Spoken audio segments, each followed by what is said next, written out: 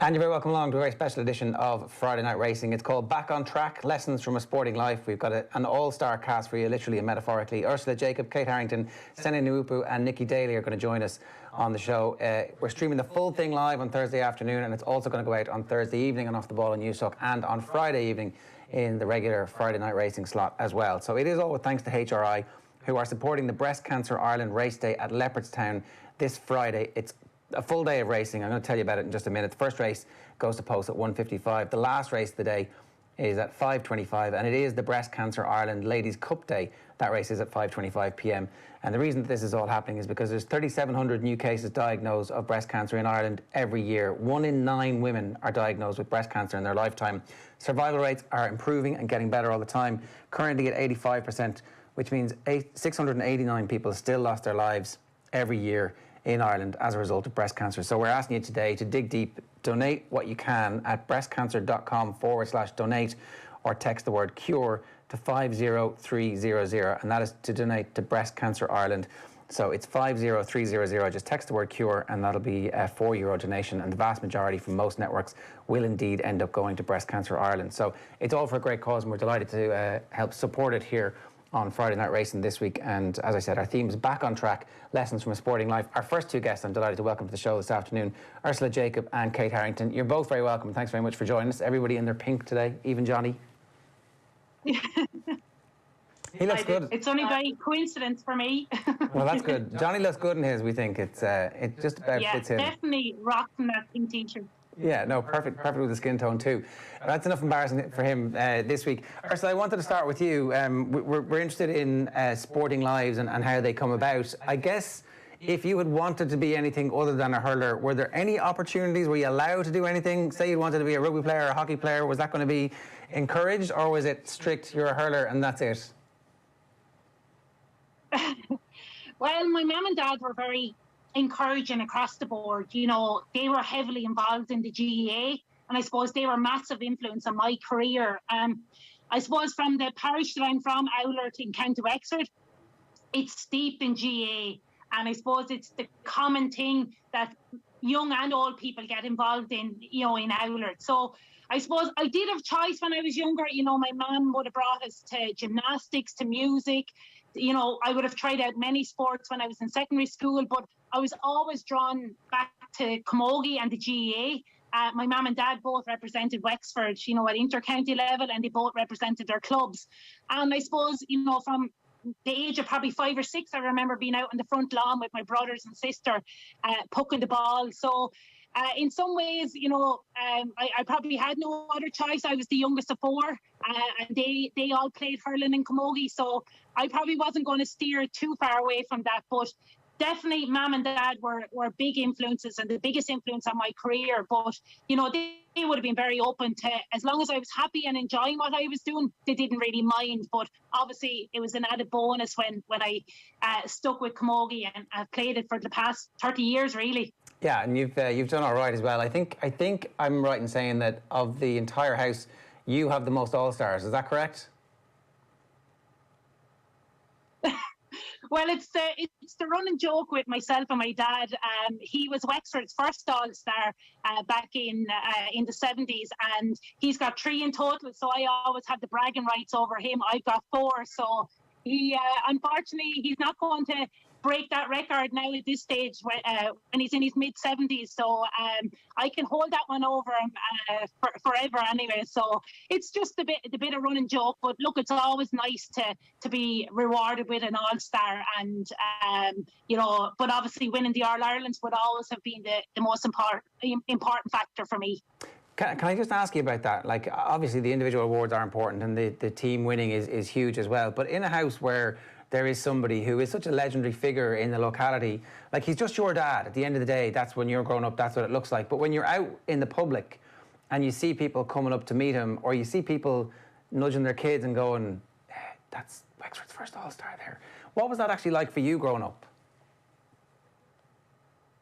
We've great memories of when, you know, in particular when we were travelling up to Wexford games, and in particular in 1996 when we last won the All-Ireland. And I remember at the start of that year, rather than driving up from Wexford because there was, you know, the roads weren't as good, we used to travel up by train. And I mean, it just felt like Daddy was, you know, a huge celebrity to us, because everyone seemed to want to get his opinion on how Wexford were going to do and get pictures with him and get his autograph. And Dad would be very modest and quiet in his own way, but always would give time to anyone who wanted to talk about hurling, and in particular Wexford hurling. So he absolutely loved it, and I suppose we got really used to it as well, that we always nearly ended up getting the earliest train possible to Dublin, because we always knew that we were going to be delayed walking from the train station to Croke Park, because Dad would be stopped probably 10, 15 times.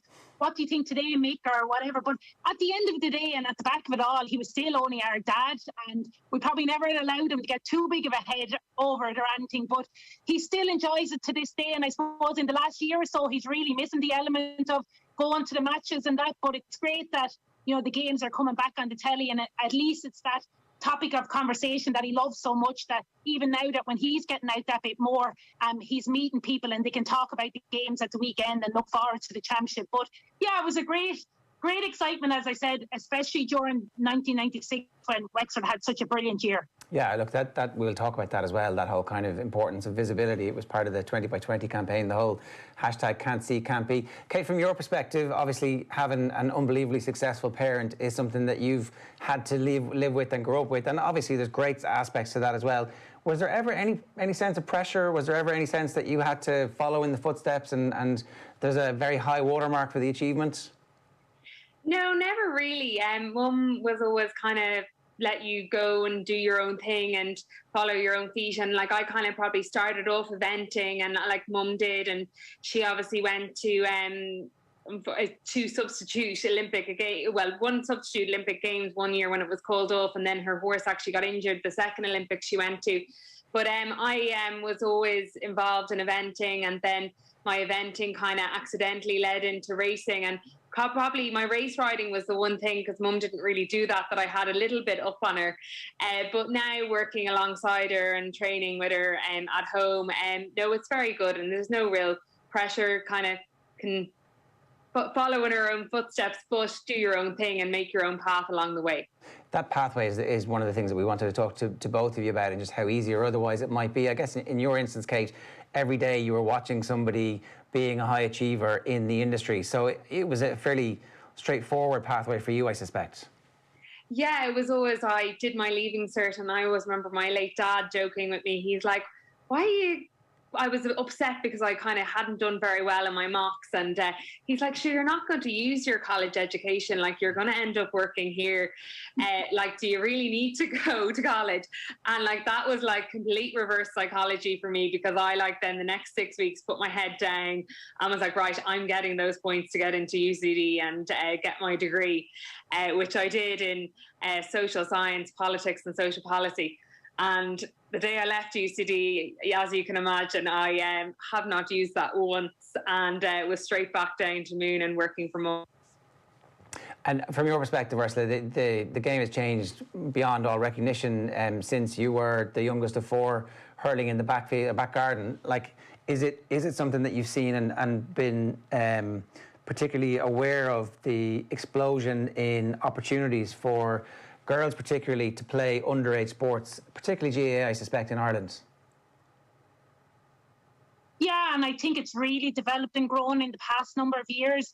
You know, when I look back, when I probably started playing with Wexford first, you know, we were playing 12 aside, and now it's the full 15 aside. And I think that's really developed the game of camogie, and in particular, you know, for young girls, you know, the more that it's in line with the hurling rules and the hurling dimensions of the pitch, I think it's really brought on the game. And even the skill level, you know, I look at my local club now, and the input from coaches and mentors has been a huge thing in the last couple of years. They're really trying to hone the skills really nice and early with the kids, but not to overdo it either, because at the end of the day, when you're maybe 6-7 years of age, it should be, you know, the element of fun, having the small bit of competitiveness there, but also allowing them to develop their skills, both physically, tactically, technically. I think all of them are really important. But I think in the last number of years, camogie as a sport has really developed, and that goes down to a lot of hard work behind the scenes, maybe things that we don't see all the time.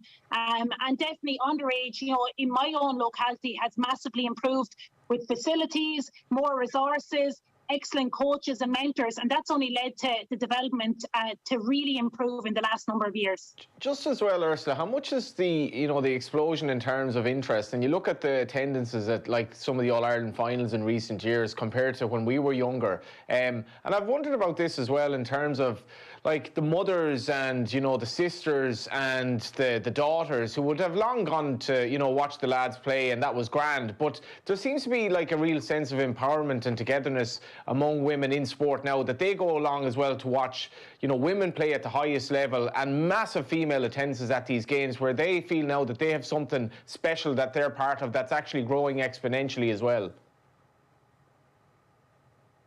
That's it. And I think, women first and foremost have to support one another. It's all well and good saying we need more men and males watching the games and watching sport, but women need to support women as well. And that's where the likes of camogie and ladies football have really progressed in the last couple of years. I look at it in the last 5-6 years. Every year, the camogie finals and the ladies football finals have increased. And I think some of the reasons for that, visibility definitely has, broadened in the last couple of years. Even in terms of camogie point of view, there's more games being televised. Last year, with COVID, all of the senior championship games except one was live streamed. So I think that the more that people witness the skills and these high achieving athletes perform out on the pitch, the more you would be encouraged to go and see these in person.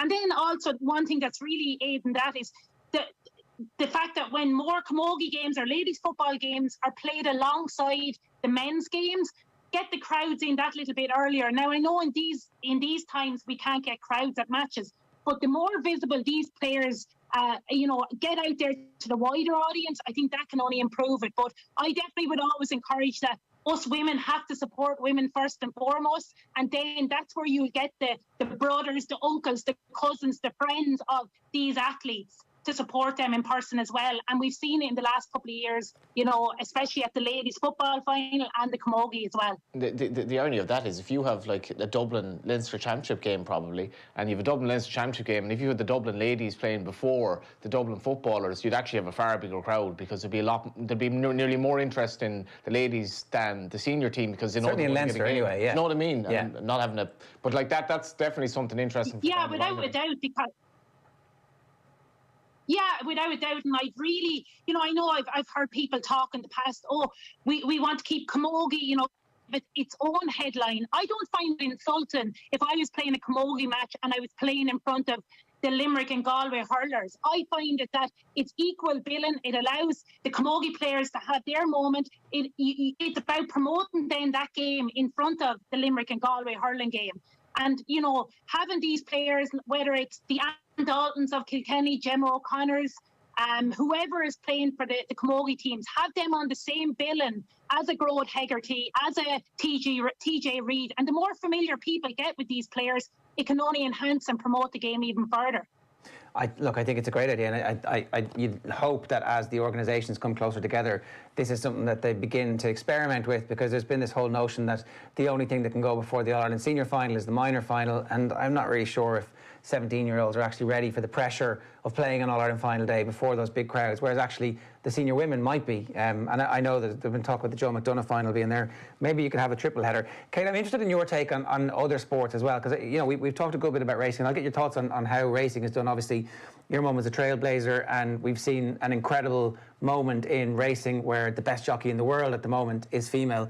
What's your take on the other sports and how well they're doing in this, just as a casual observer even? I think on a casual observer, I think the 2020 initiative was absolutely spectacular. I think it brought a lot more women's sports, especially in Ireland, to the fore, like women's rugby, women's camogie, women's football, women's hockey. I think it's really brought it a lot more to the fore. Like, I have to say, I've been very lucky within, from a horsey background. When you're riding a horse, it doesn't matter if you're male or female, you're on a level playing field. So from when I've been a young kid, I've never seen the difference between, because especially in 3-day eventing, female presence would be a lot stronger than a male presence. And then when I went into racing, going into a male-dominated kind of weigh room and a few females, it never really daunted me, because I was like, I know my riding ability is equal. But I think the whole female push, and you can see it even, like, I know from just even this week walking around Kilcullen here where I live, like, you can see there's so many kids out playing GAA, soccer, everything all around the place, tennis, everything. And I think even what the women's hockey have done over the last number of years has absolutely been phenomenal.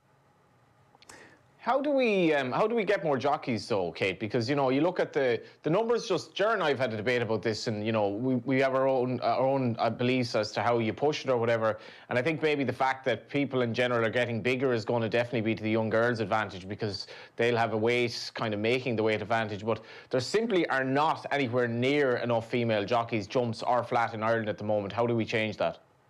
You know what, I'm really seeing it a lot more on, say, a base level, employment level, like within our yard.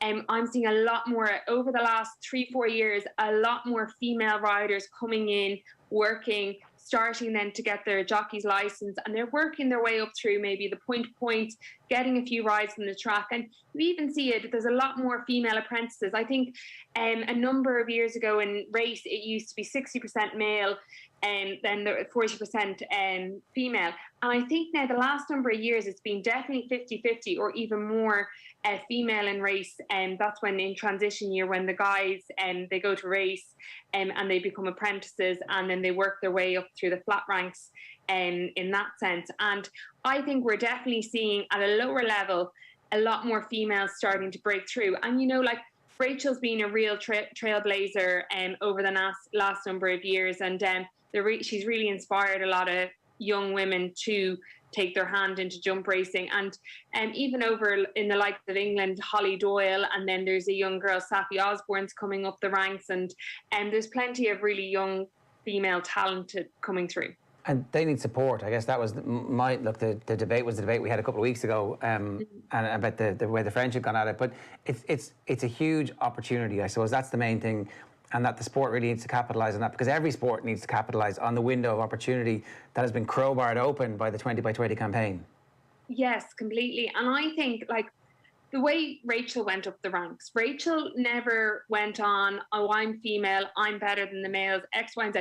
Rachel just let her record on the racetrack do the talking. And I think that's always been my attitude, kind of, you go, let the racing do the track, let your wins go do the talking. And, like, you see it with Siobhan Rutledge, like, she's riding plenty of winners up in Dundalk during the winter, and she's now getting a lot more opportunity on the track now during the turf season, which is great to see. And her progress has been just so great to watch, because, you know, she was a 10-pound claimer, and she's just, you know, Dundalk has given her that opportunity and to really, really grow. And, you know, Holly Doyle riding for Aidan O'Brien in the Dante as well. It's fantastic stuff. And just to ask you, Ursula, do you feel that you are part of a revolution in terms of the difference the last 10, 20 years in terms of female sport? I really would agree with that. I think Kate, you know, mentioned, you know, the likes of even Katie Taylor, Rachel Blackmore, the Irish hockey team. You know, we're witnessing, you know, we're going to look back in years to come and say, around this period of sport, you know, the women are really leading the way. You know, it was fantastic to see what Rachel Blackmore has achieved. And I'd agree with that. Like, she's a jockey. She's not going around saying she's a female rider. You know, she just is Rachel Blackmore. You know, and that's the way you have to view it as well. Katie Taylor, a phenomenal boxer. You know, she's not constantly saying, I'm a woman's boxer. We all know she's fighting in the women's rounds, but she sees herself as an athlete. It's the same with the Irish hockey team. And that's the way it is. And it's great to be actually witnessing this now. You know, it's not, we're only talking about that it happened 20 years ago. It's actually happened live and now. And I think we really need to start fully appreciating the top class athletes we have in Ireland, because, you know, right across the board, whether it's the Irish hockey team, the rugby team, the soccer team, you know, we've got some really, really high achieving athletes, and they're really role models for younger girls. Because I know when I was growing up, maybe I didn't have that kind of visible role models because I wasn't seeing it on the television. Whereas week in, week out now, we're seeing more and more of these games or athletes on the telly, you know, getting centre stage on the telly, and that will only improve as the years go on as well. And I just think the more that we see these people on TV, the more that we're going to aspire to be like that, and the younger generation will be influenced by that as well. It seems to me, Ursula, that most of the revolution in equality in the GAA is happening almost at a club level. And I mean, obviously this week there was the announcement about the grants, but that clubs got themselves organised and realised that there were loads of young girls and women who wanted to play the sport, and they needed to put teams on. Now, it hasn't been perfect, and we've detailed stories over the years about all sorts of shenanigans that were going on where pitches would suddenly become unavailable, there wouldn't be hot water in the showers. But the progress that's been made hasn't been made by the GAA at central level pairing up with the LGFA and with the Camogie Association. It's actually because clubs are deciding that we're going to be equal here. The under-10s boys and the under-10s girls, they're the same. They get the same access to the same amount of resources and funding. And, you know, it tends to be the most interested parents who make that happen. I wonder what's your experience been like of that, and how important is the grassroots bubbling up in actually shaping policy? Yeah, without a doubt. I just look at my own club. We've always kind of had the one club vision where it doesn't matter if it's the underage boys, the underage girls, the senior team, the senior ladies team, or the senior men's team. We've actually been very lucky that we've been always treated very equally. You know, we've got the same access to the local gym in the GA complex. We've got access to the pitches on a weekly basis. So I never felt it too much when I was growing up that, you know, the men got preferential treatment above us. I have to say that within our GA club, we've been very lucky as female athletes that we've always been highly respected. I would agree that I would like to see that the Camogie Association and the LGFA would merge with the GA though, because I think if we're all under the one umbrella, they'll all, you know, everyone will work that little bit better. We saw there back in December, the GPA and the WGPA merged together. I think that was a positive move for intercounty players, because now they're all seen as a joint group rather than two separate organisations. And that can only benefit intercounty ladies players as much as the men. So, you know, even this week we saw Minister Chambers announce that, you know, male and female intercounty players are going to receive the same funding going forward. So all these little things are really, you know, important. Yeah, and look, that creates the pathway and those role models. It just becomes this kind of thing which has its own internal momentum. I think it's the point you make, Kate, about the fact that there will be kids who are watching Rachel Blackmore's success thinking, I can do that, as opposed to the previous generation who might have wanted to do it but didn't actually have anybody who'd smashed through that glass ceiling. Yeah, exactly. Like people's, say, my role model growing up, like say when I was starting to race was like AP McCoy, Ruby Walsh. They're like the people you want to aspire to be. But now people are like, young girls are now aspiring to be Rachel Blackmore. Like I know Robbie Power's young daughter, Emma, she's 2 years old, and like, if Daddy doesn't win, I hope she goes, Mummy, did Rachel Blackmore win? And like, it's like she's 2 years old and she's actually saying, I want Rachel to win. And it's lovely to see that. Like if Daddy didn't win, I hope Rachel wins. And it's lovely with a young kid to see that that kind of coming through at that young age now already. And I just think the next 10 years we're going to see, Johnny, you were touching on how is the dynamic going to change. I can see it even in our employment in our yards. You have like a lot of young girls, transition year. We get a lot of kids in the locality coming in. They do their 1 week for a month, or 1 day for a month, and like they get involved and then they want to come work at the weekends, and you have a really good steady flow. And it's been a lot of girls over the last year and a half or so, which is great to see. Yeah, and I think one of the things with Rachel as well is because Rachel is a woman, we almost forget that the story of Rachel Blackmore and the story of 2021 is actually about a jockey almost as much as it is about like the fact that she's a pioneer in terms of women in sport, because Rachel came from a position where she wasn't really going anywhere as a jockey, full stop. Whether she was male or female, that didn't matter. And she also came along and did what she did at Cheltenham and Aintree at a time when racing really, really needed a lift. And she just did this as a jockey that just worked really hard. She's a reluctant ambassador for everything that she is, because she just puts her head down and works. And it's kind of graft and talent. And I guess, Kate, my question is, like, she's always come across as that. She was never anything that she isn't. She was just talented, and she was in a situation where her career could have basically ended, and nobody, you know, outside of racing would have batted an eyelid. But she got on with it, and she has become, as Ger said, one of the best jockeys in the world. Yeah, exactly. Like, she was at a stage, she was riding in point to point, and some weekends, as an amateur, you might get paid and you might get paid. And you know, she was with Shark Hanlon at the time, and he said he would have a lot more opportunities for her if she did turn professional. And I actually remember, I think we were riding in a ladies' race in Limerick at the one day, and she'd had a few rides over hurdles that day for the Shark, and she was riding in the bumper. And I remember her saying to us in the weigh room, I think it was, we were all crammed in there because, as usual, the ladies' changing room in Limerick was quite small because there'd only normally be one or two of us, but there was probably 6 or 7 of us in there that day. And she said to all of us that she was going to turn professional. And I just remember thinking, I was like, that's a big move. Like, and she was like, Shalice, then if I get a few rides, I'm guaranteed she'll get paid. And you know, what did the rest of them say, actually? Because, like, what was it? This is a nice story, because this is a snapshot of female jockeys at the time being told this by Rachel first. Like, it's like when you do turn professional, like, you're riding over jumps the whole time, and like, whereas she might have been riding in point to point, run out a lot to over 3 miles, a lot slower pace, you're not going to get the hard falls like you would on the track, say, during the summer.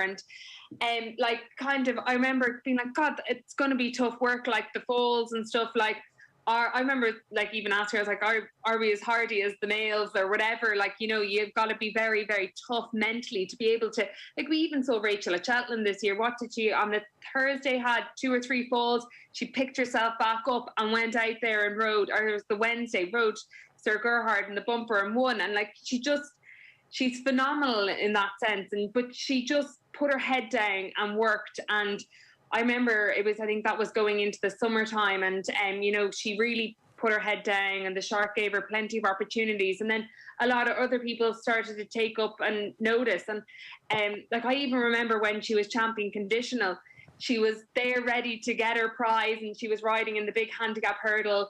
And she was like, oh my God, I'm riding a race for Willie Mullins. And she went out that day and she had an awful fall, had to go to hospital. But lo and behold, Rachel dusted herself off a couple of hours later and was back at the party to collect her conditional jockey's title. And like, that just shows you what Rachel is. She's tough, she's hardy, she's breaking new ground, and, you know, I don't know where she's going to stop. Yeah, no, that we hadn't heard that before. That's a great story. And I wanted to ask you one final question, Ursula, about the recovery from lockdown, and just how important it's going to be that whatever happens this year in terms of the high-profile women's matches, in particular at senior level, that there's no backsliding, that they're back elevated to the point that they were pre-lockdown. That's it. As I would have mentioned in last year during the lockdown, all of the intercounty senior games were live streamed, and I'd like to see that continue this year, because, you know, at the moment there's not going to be any spectators at the games, so it's important that we still get that visibility. We get to see these players playing at the group stages, even at club level. Last year there was so many live streaming of games, and that was so important as well, because at the heart of the community, the GA clubs are so important, and I think that will drive the game further along. And, you know, we have to, you know, to break that glass ceiling where, you know, camogie and ladies football have to push through to, you know, to stay relevant, because there's so many options now. You know, as a young girl, when you're looking out there, you see so many, you know, role models like the Katie Taylors, the Rachel Blackmores, the Nicci Dalys, whoever, that you want to keep them in the GAA and you want them to excel at their level. So that has to start right at the grassroots at club level and then progress out to intercounty.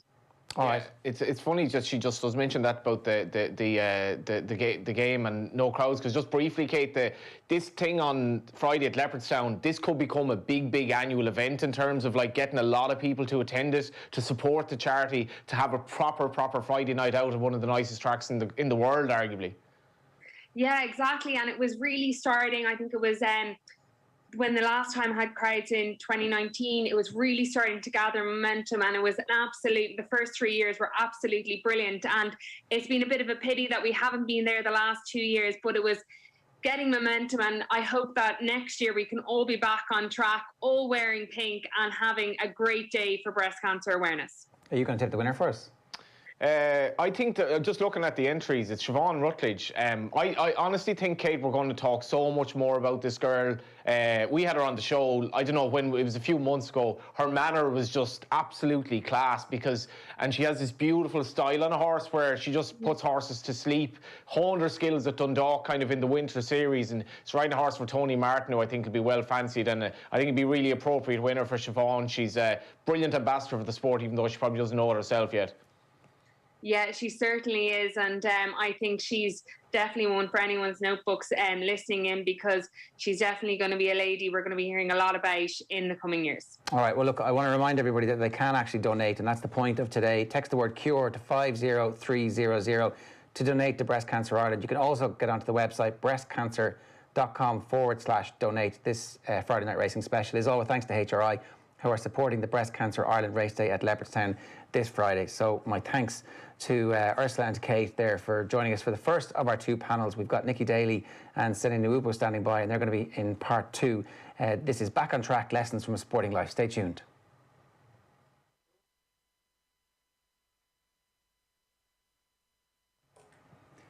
Okay, it's a very special Friday night racing for you this week. Today is all with thanks to HRI, who are supporting the Breast Cancer Ireland race day at Leopardstown this Friday. We've talked a little bit about why this is important, but 3,700 new cases are diagnosed with breast cancer in Ireland each year. 1 in 9 women are diagnosed with breast cancer in their lifetime. The survival rates are improving, but they're at 85%, which means 689 people still lose their lives every year because of this disease. And while advances are being made, continued investment is really important. And that's why we're delighted to support this. And as Johnny pointed out yesterday, hopefully this becomes a massive annual fixture and the crowds throng when we're all allowed to go back out in public and have the crack.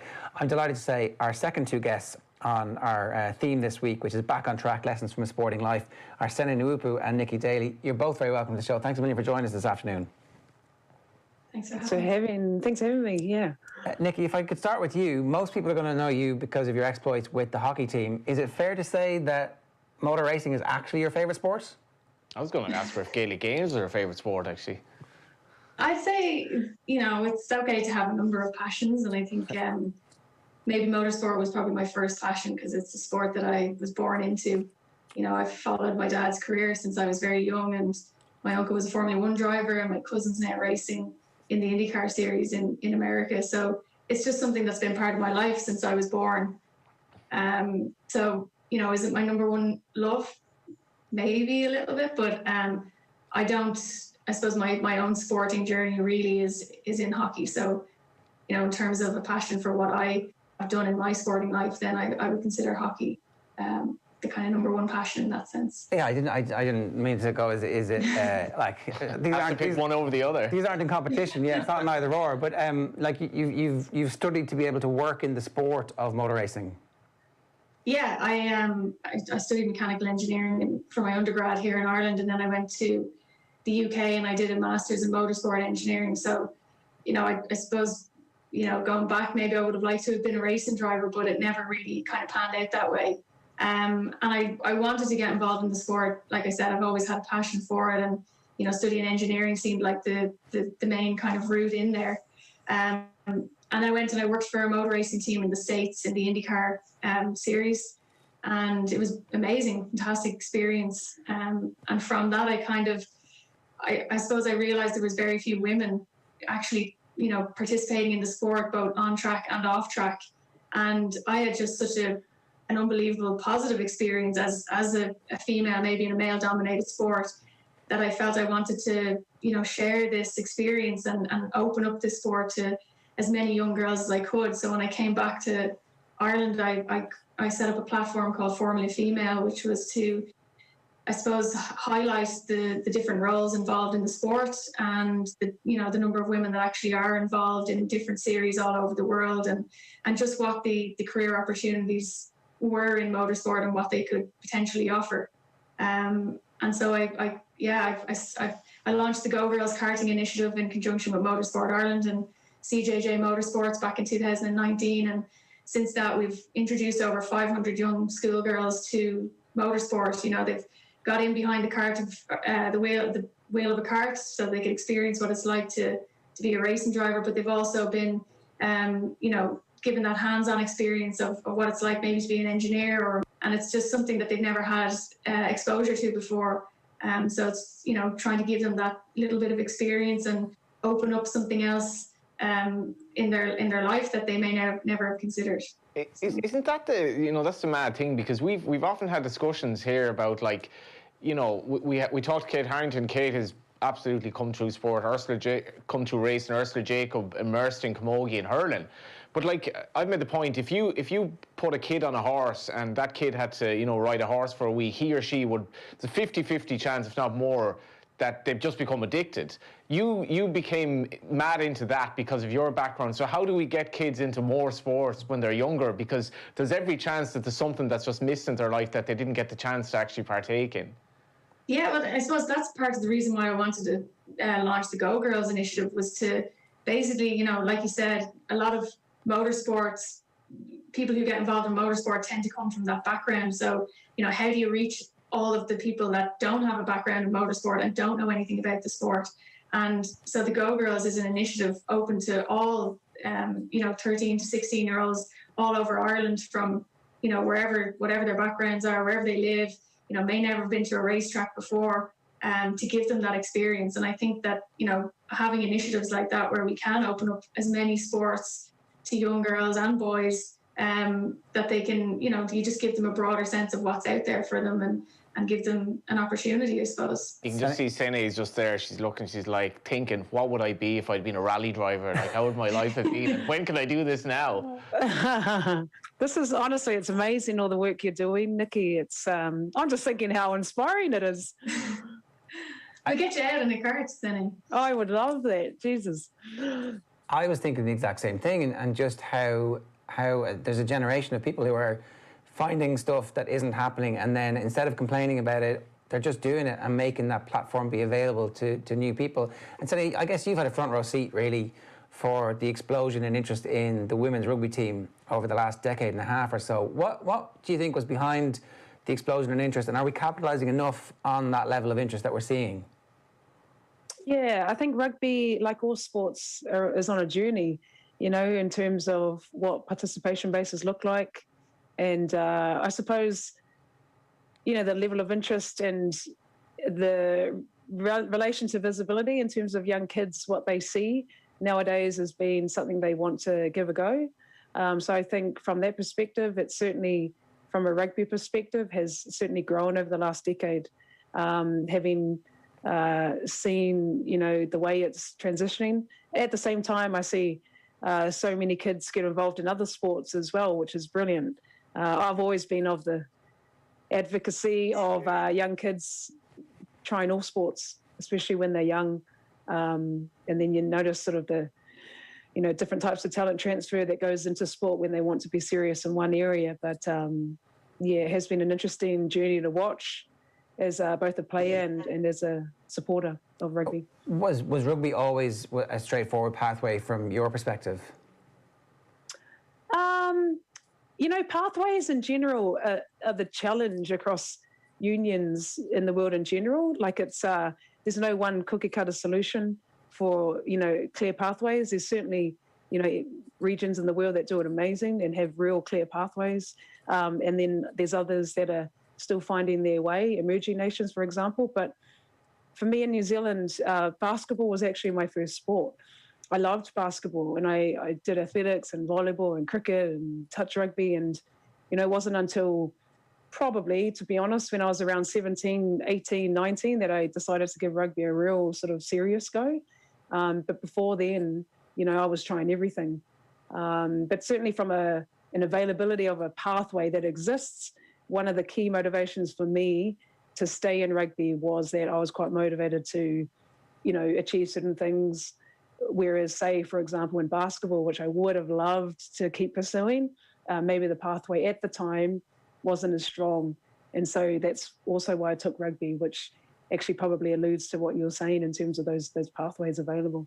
We did a huge series, I think it was probably 2 or 3 months ago at this point, about the future of sport in Ireland, and it was entirely inspired by a letter from Sport New Zealand, which they published, which had been co-signed by all of the major New Zealand sports, where they said that at underage, they were removing as much of the competition as they possibly could and putting athlete enjoyment at the centre of everything, so that if kids enjoyed playing the sport, their rationale was they would continue to play the sport for longer, and so therefore eventually the elite players will surface, maybe a bit later than they would have done previously, but they will surface to the point where you also have then huge more numbers of people playing the sport, and the late bloomers can come through on that as well.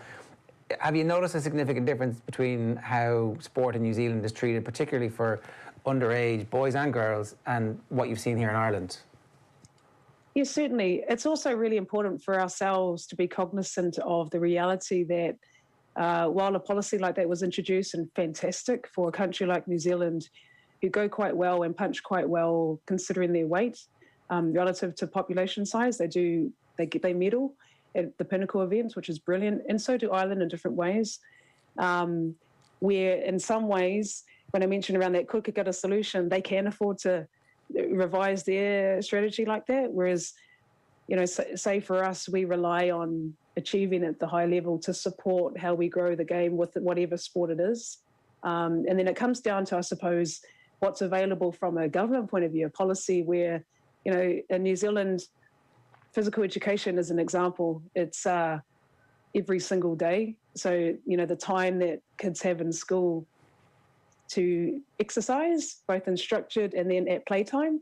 Playtime is in, you know, in the breaks, is maximised as they're older. So that balance of unstructured play with structured play when they enter, you know, a sport they want to do, like gymnastics or whatever it is, that together contributes to, you know, physical literacy, fundamental skills and confidence as they progress into whatever type of sport they want to do. You know, it is difficult when it's not as accessible in other countries, you know, so that there's those factors to also consider. We don't prioritise it. That's our problem. Yeah, we do the hour a week, and that's it. Well, so we just on that, because the Micheál Martin chat with Joe Malloy, obviously, like if you just listen to what you were saying there, if we have more PE every day, in theory, you've the chance to introduce kids to completely different sports, because a lot of them are just missing out. They don't. This is like, what do you know if you've never missed it? 100%. I'll give you a quick example. I'll give you a family example, actually. My nieces and nephews, you know, when we grew up in this certain environment, it was one thing. You know, the next generation are exposed to swimming, gymnastics, everything that there's such a vast majority of sports that kids naturally will become exposed to. And then through that, there's a different type of confidence that, you know, one child might want to, you know, enter some sport a bit more seriously later or not. But at the end of the day, it's around health and well-being, so that as they're older, optimally, they're the best version of themselves. And where that fits into sport is a huge, sport and recreation and physical activity is such an important part, which is also why the likes of Nicci are so passionate about it, and myself, because at the end of the day, you just want people to be the best version of themselves. And as young kids, you know, we need them to be confident in themselves, fundamental skills, physical literacy, so they can enter different phases of whatever it is they want to pursue. I think the comparison with New Zealand is one that we need to continue making, because it feels like it's some kind of utopian society down there, and here we are still in the midst of our lockdown going, geez, I wonder if we did things a little bit different, would things be different? Nicci, what was your pathway into hockey then? How did you end up becoming an international hockey player? Not too dissimilar, I suppose, to Sene. It was probably, you know, I actually was a Gaelic footballer before I was a hockey player, and I suppose at that young age, that was the first real team sport that I was introduced to. I think it was like 6th class or 5th class before I really got introduced to Gaelic football, and I was one of those kids that loved every sport, and, you know, whatever was going on, I was going to give it a go. But the Gaelic football was the first time I was part of an actual team, and I really loved going and playing matches, and it became sort of a regular thing every week. And then when I went to secondary school, you know, I had never heard of hockey before. I didn't know what it was, and I remember being in the school uniform shop, and my mom was like, there's this box of sticks, and she hands it to me, and I was like, what is that? And she's like, it's a hockey stick, you're going to need that.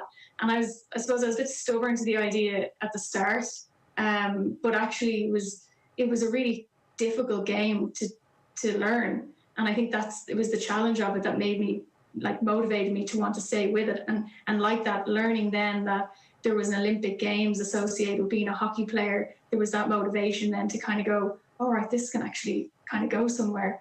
Now, little did I know how difficult it would actually be to get to Olympic Games at the time. But yeah, I think, you know, it wasn't a straightforward pathway. I certainly didn't dream of myself being a hockey player when I was younger. But, you know, I got introduced to it. I liked it. I liked the challenge that it brought.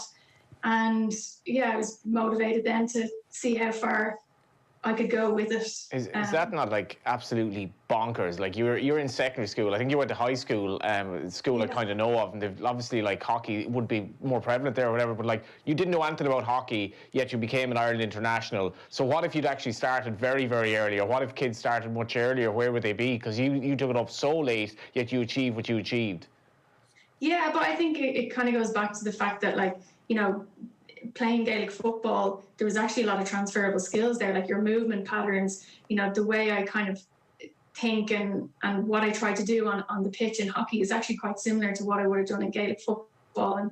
And, you know, I loved football. I tried to balance both. That one year I was on the Dublin ladies football team and I got brought into the Irish hockey team, and I wish I could have played both, but it just wasn't possible. And so I think that, as much as, yeah, who knows, would I be better if I started younger, or would I have only really played hockey if that was the case? So I think, you know, I would be a big advocate as well for kids playing as much sport as they can when they're very young, and hopefully that those transferable skills can help them in whatever path that they do go down. Isn't that the point, Sene, about early specialisation, which the New Zealanders are kind of now railing against and saying actually play everything as long as you possibly can? Oh, absolutely. Yeah, absolutely. Because it's really important as well from a, you know, volunteerism, the parents and the coaches who, you know, for most part, they are really serious about it when it's unnecessary. So just creating and reminding environments of that culture that, you know, it's also really okay to play sport for fun as opposed to it being a pressure sport so young, and the impact that, you know, that could have on mental well-being and those sorts of things. It's funny, like you both talking about playing sport for fun, and that you're both elite at the sport. So obviously, you know, the fun element and the talent and the hard work and the desire to win and be that best version of yourself, that is kind of the thing I think that separates those club players who just play for fun and you guys, Sene, that there's something else, there's just a little something inside you that says, I'm not going to tolerate just being good, I'm striving for greatness here. Yeah, you know, and I wonder if Nicci would be of the same opinion, you know, as an elite athlete and the journey it takes to get here, you know, feel really extremely humbled and privileged to be in this position to contribute to representing the country in the sport like rugby. And so, yeah, there is a level of that responsibility. And for us as female rugby players, you know, it's another level of that because we manage so many different roles in our lives and we still then manage to put in, you know, massive dedication to performing for Ireland as best as we can. But within that are values that we, or principles, I suppose, that we value, which include the enjoyment factor, because a lot of us are there because we love it and we enjoy it. So it's just around, you know, everything else that we have to do, all that sort of unseen hard work, dedication that we have to do to enable us to enjoy it on behalf of the country. So that's one thing. The other thing as well, we're in an off season at the moment because we've been training for months and months and months, and we've been going through the roller coaster in the last sort of year and a half. With constant postponements and things like that, very much similar to the hockey girls. And so, you know, in this off season, I've actually been enjoying playing touch rugby. So, you know, we were allowed to have a bit of a break and sort of, you know, just sort of within reason, have a bit of a run around where it still works on you. I can still work on my footwork and speed and agility, and also be in a safe social distance environment where, you know, I can still have fun. So that's an example of how we balance it as well. And it's obviously working very well. Nicci, I mean, the point that Sene makes about juggling all those other roles and still trying to represent the country, I was just thinking recently, I was away on holidays in Ireland and one of the elite men's teams were there and everything was done for them and it was 5-star and it was like, you know, somebody would bring out the kit. The kit was perfectly clean. They basically had to rest, do the training, go for a swim in the pool, and then eat, and then rest. And it was like, you know, it's as it should be for that team who are striving to be the best in their sport. But I suspect that we're so far behind that at the moment with so many of our women's teams who, if we were to give them that level of support and financing, the quality of improvement in terms of the performance, it could potentially be the difference in those rest periods and in that downtime and in that extra access to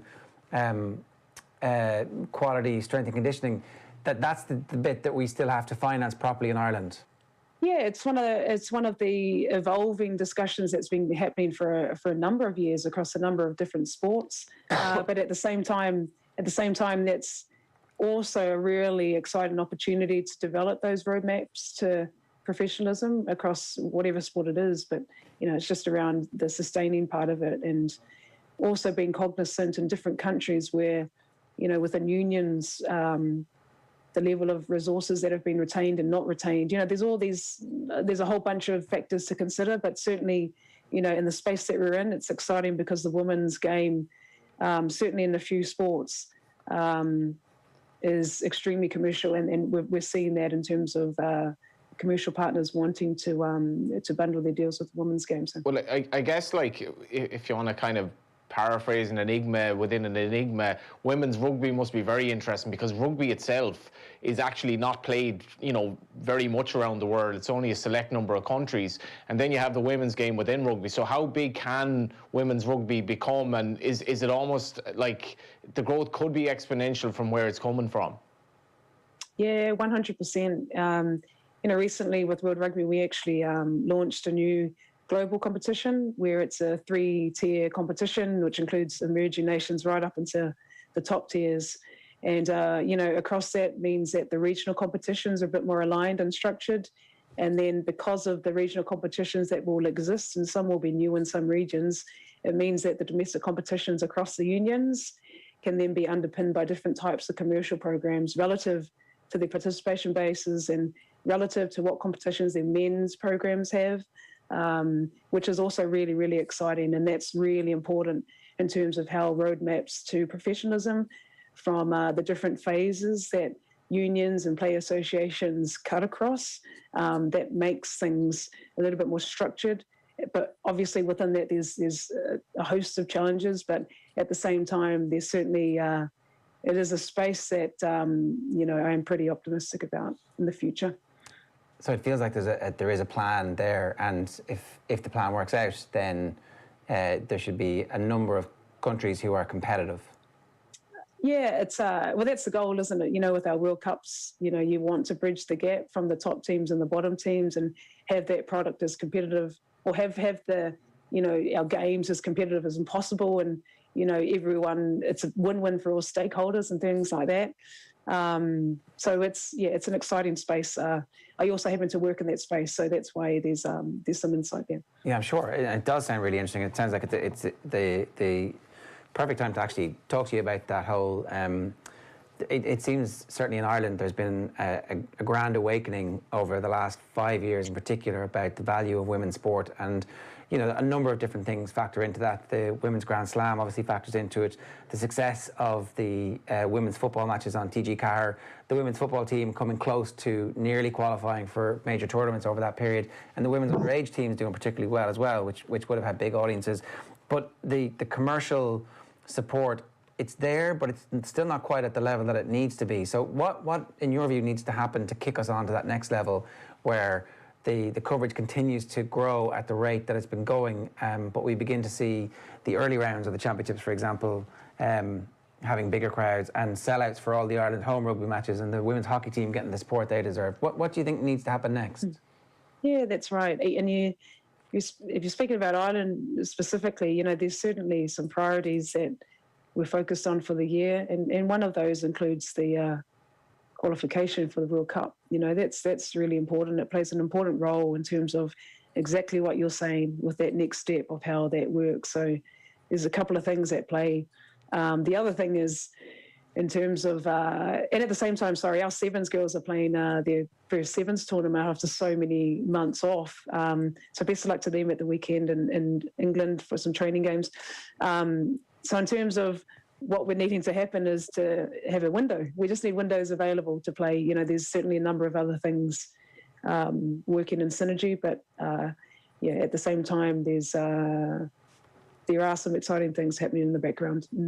It is interesting as well because, like, you look, Ger, at the difficulty, we'll say, for the FAI of getting a sponsor now, whereas I think you can flip that completely over to women's sport where the opportunities are off the charts to get involved because it's such a feel-good story and you want to get involved in something that has scope, something that's not going to plateau, something that's actually, like, we've only scratched the surface in terms of the potential of it, you know, when you look at what Lidl has done with, obviously, the Gaelic Games and so forth, and it's, you know, brands want to get associated with something that makes people happy, that they can, you know, relate to, that they can feel part of, that they can grow with, and that's where it's at, basically. You'll just see this explosion of support in terms of big brands, I think, in the years to come, in the near future. And it's the savvy people, men and women at the top level of businesses who recognise this opportunity. I think that'll be rewarded because it's a no-brainer. That's it. Actually, you've hit it on the head. Sorry, and I must jump in and acknowledge when you're saying the big brands, it's the brands like Guinness who just jumped on board and recognised that 6% of media coverage was dedicated to the women's sport, team sports and individuals, and globally it's 4%. But, you know, in terms of the work that we're doing in the space behind the scenes and what's been happening there, and the level of sort of genuine passion and commitment to drive that forward is super positive to have someone like that. And then also the other brands that are following suit. So that's why I'm just sort of acknowledging that it is a space that I'm really optimistic about. People are starting to recognise the value and the importance and the business sense of investing in women's sport. I think we've got Nicci Daly back with us as well. Nicci, can you hear us okay? I can, yeah. Yeah, sorry good about stuff. No worries. We've obviously been talking about the evolution of sport and what comes next. From your perspective, with the front row seat that you've had with hockey and understanding Gaelic Games the way you do, are you optimistic that we're going in the right direction? Or do you still think there are some hurdles that we need to get over at the moment when it comes to the commerciality of women's sport, the bums on seats, all the stuff that 20 by 20 would have been talking about, really? Yeah, I think it's still a bit untapped. I think there's a lot more potential for, you know, brands to invest in women's sport and to get the rewards from that. I know, like, you know, everyone, as you said, everyone loves a good bandwagon, and we know that as well as anyone. But I think, you know, you look at, you know, going back to, like, you know, what we have to sacrifice and commit as players, you know, ourselves to be able to commit to the program. We're pretty much training and committing as professional athletes, but we're not really being supported, I suppose, in that sense fully. So I think there is still a little bit more to be done in terms of hockey. And I think, you know, Gaelic Games, we've seen just there during the week how, you know, they've created that equal funding for both men and women, which is fantastic to see. And that's just the start of more evolution in that sport. And, you know, even in motorsport, it's a small sport here in Ireland. And I think that we have some very talented female racers. I work with Alex Coby, who's a 16-year-old go-karter. She holds multiple track records all over Ireland. And, you know, she's aspiring to get to the W Series, which is a female-only racing series, but it's now partnered with Formula One, which is, you know, one of the biggest platforms in the world. And so, you know, to have, you know, I feel that there's still a lot of potential in the athletes that we have here in this country to be able to support them, get them onto that international stage where they can be successful. And, you know, I think by brands and by broadcasters and media investing in those young or the next generation and the current generation, that, you know, we can start to grow that potential and create more national hero stories like we have been doing over the last number of years. And increase participation and the general health of the nation. And it's this massive win-win rolling ball of positivity, as Johnny points out, that's good for everybody. You've both been great with your time this afternoon. Thanks a million for sharing your inspiring stories and continuing to inspire. And but wish you both the best of luck for for the rest of the year, particularly with the Olympics coming up if it all happens as well. So thanks a million to Nicci and Sene for joining us this afternoon. A reminder, of course, why we're actually here. The Ladies Race Day card, the final race at Leopardstown on Friday at 5:25 was the Breast Cancer Ireland Ladies Day Cup. And we were talking about this on the bit that we put out on the radio yesterday, where Johnny really feels like there's an opportunity here for this to become something that is an annual event that gets massive crowds, that gets supported because it has the charity element to it, and it also, of course, has the social element of a nice Friday night at Leopardstown. Leopardstown, it's a fantastic place to go racing.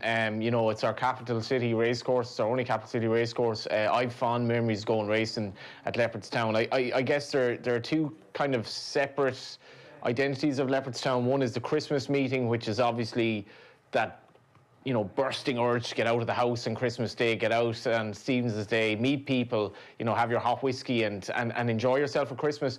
But then there's that summer meeting kind of fixture list, which has attracted loads of bands and is another attempt to try to get people into racing. But I think the charity and the element of just that, the showpiece event being a lady riders race, and the ability to showcase the riders, National Hunt and Flat, that are coming through lady riders, the Rachel Blackmores of tomorrow, I suppose, who are riding very good horses at one of the best racetracks in the world, and the quality of the lady riders will be key to the outcome of the race, and marrying that then to a charity that is obviously dear to all our hearts, and just a beautiful surrounding. Leopardstown obviously being redeveloped as well.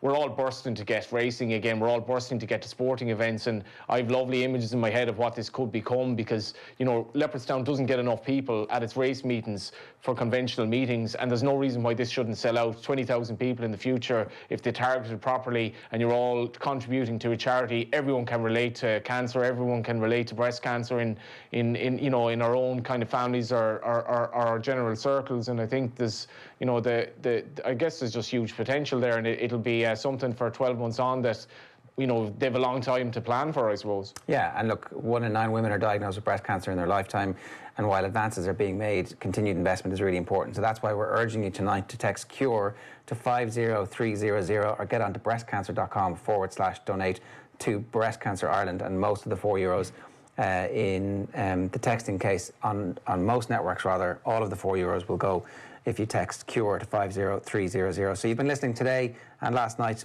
to Back on Track, Lessons from a Sporting Life. Yesterday we had Ursula Jacob and Kate Harrington. Tonight we had Sene Naoupu and Nicci Daly talking to us about their lives. If you have any thoughts on that, we'd love to hear from you. You can, of course, text the show on 53106, but we'll see you back for a regular Friday night racing next Friday. Until then, best of luck.